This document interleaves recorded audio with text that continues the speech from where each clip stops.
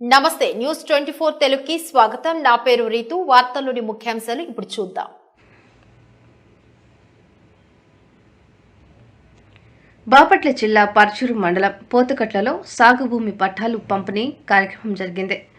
ఈ కార్యక్రమానికి ముఖ్య అతిథిగా నియోజకవర్గ వైసీపీ సమన్వయకర్త ఆమంచి కృష్ణమోహన్ హాజరయ్యారు। అర్హులైన 85 మంది సన్న చిన్నకారు రైతులకు శాశ్వత సాగు భూమి పట్టాలను పంపిణీ చేశారు। పోతుకట్ల టెనెంట్స్ కోఆపరేటివ్ సొసైటీకి చెందిన సుమారు 40 ఎకరాల భూమిని 1920 నుండి 85 మంది రైతులు డీకే పట్టాలతో సాగు చేసుకుంటున్నారు। వీరికి పూర్తి హక్కులు లేక బ్యాంకుల్లో వ్యవసాయ రుణాలు పొందలేక అనేక ఇబ్బందులను ఎదుర్కొంటున్నారు। భూమిపై అన్ని హక్కులు కల్పిస్తూ వ్యక్తిగత పట్టాలు అందించడంతో రైతులు ఆనందం వ్యక్తం చేస్తున్నారు।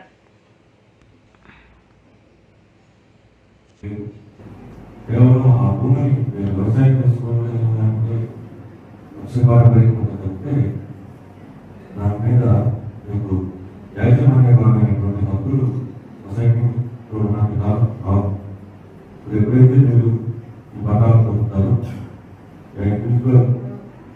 అందరూ భూ యజమానులు కాదని మీ 80 మంది ఈ రోజు నుంచి అటు ప్రభుత్వం నుంచి నాకు పెద్దలు శ్రీధర్ గారు చెప్పినట్టు ప్రధానమంత్రి కిసాన్ యోజన కావచ్చు, ఆయన ప్రభుత్వం నుంచి వచ్చే సుమారు 10 రకాలైనటువంటి లబ్ధి ఇంకా పుట్టిన ద్వారా మీకు ఇన్పుట్ సబ్సిడీ కానీ అలానే ప్రభుత్వం నుంచి వచ్చే ఏ రకమైనటువంటి సబ్సిడీ అయినా ఎవరైనా మధ్యవర్తిత్వం లేకుండా రికార్డ్స్లో మీ పేరు దాఖలు వల్ల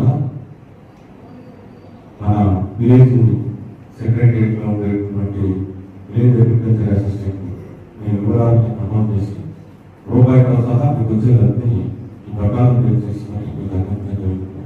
తరతరాలు మీరు ఈ భూమికి యజమానిగా ఉండాలి, ఎవరు నియంత్రణ ఉండదు। అదే సొసైటీ అయితే సొసైటీలో బాగా వ్యవహరించే సొసైటీలు ప్రెసిడెంట్ ఉన్నప్పుడు లేదా దాన్ని కార్యనిర్వాహక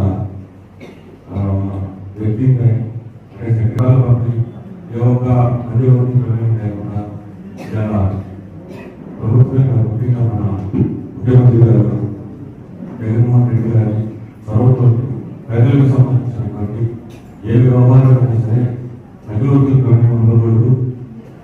అది ప్రత్యక్షంగా సంబంధిత లబ్ధిదారులే లబ్ధి పొందాలి, వాళ్ళకి రావాల్సినటువంటి బెనిఫిట్ వాళ్ళకి చెందాలనేటువంటి ఒక కామన్ పాలసీని అనుసరించి ఈ పట్టాలు పంపిణీ జరుగుతుంది। రాబోయే ఎన్నికల్లో కూడా ఇక్కడ స్థానికంగా చిన్న చిన్న భేదాభిప్రాయాలు సరే వాటిని పక్కన పెట్టి పార్టీని ప్రాతిపదికగా జగన్ గారు మరలా తిరిగి ముఖ్యమంత్రి ఇదే రకమైనటువంటి